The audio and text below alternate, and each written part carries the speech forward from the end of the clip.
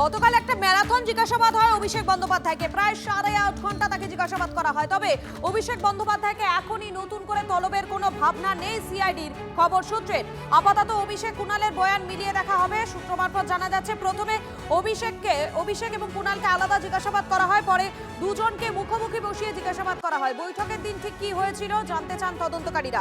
UEM Jaipur is a perfect target for prospective students aspiring for good jobs, good education with future-ready skills.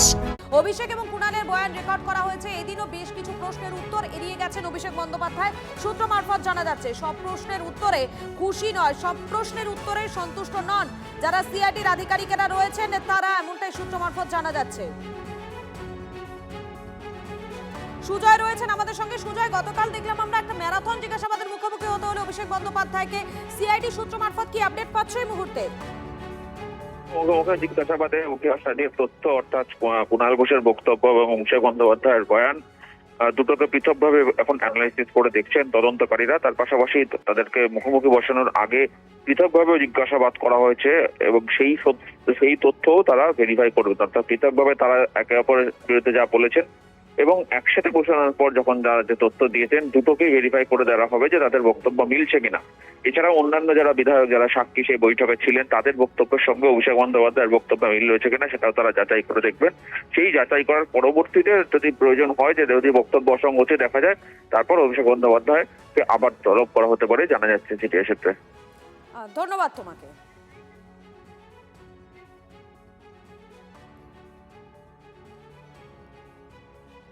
Sir কেসা রহা sir? আরে witness হিসেবে ডেকেছিল, আমি cooperate করেছি, আমি তো কোনো অন্যায় করিনি, তাহলে আমি কোঅপারেট করেছি। এতদিন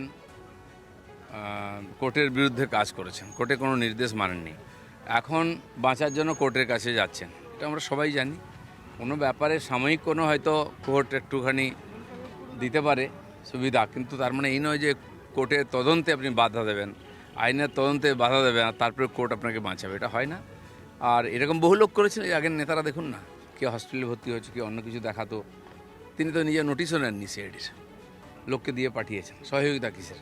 আজকে সিআইডিকে বাড়ির গেট ভেঙে ঢুকতে হচ্ছে বাড়িতে, তো সহযোগিতা নাকি এটা? বাকিটা কোর্টই দেখবে।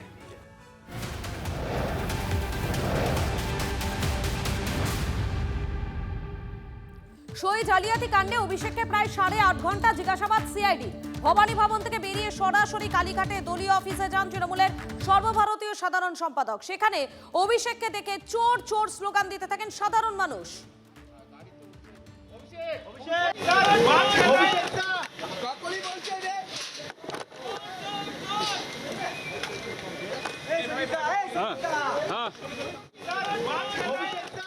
ভবানী ভবনে জিজ্ঞাসাবাদ শেষে অভিষেক কালীঘাটে পৌঁছতেই উঠল চোর চোর স্লোগান। মমতার বাড়ির সামনে দাঁড়িয়ে মমতা অভিষেকের বিরুদ্ধে ক্ষোভ উগড়ে দিলেন এক মহিলা। কি বলছেন তিনি শুনুন। সিগনেচার চুরি করেছে লোকের, বিধায়কদের সিগনেচার চুরি করেছে। কি বলছেন? উনি অনেক চুরি করেছে। কি চুরি করেছে? হ্যাঁ, সিগনেচার চুরি করেছে। উনি আমাদের ট্যাক্সের পয়সা এত বড় বাড়ি বানিয়েছে, প্রচুর টাকা চুরি করেছে অনেক জায়গায়। হ্যাঁ, অভিষেক মমতা দুজনেই প্রচুর চুরি করেছে।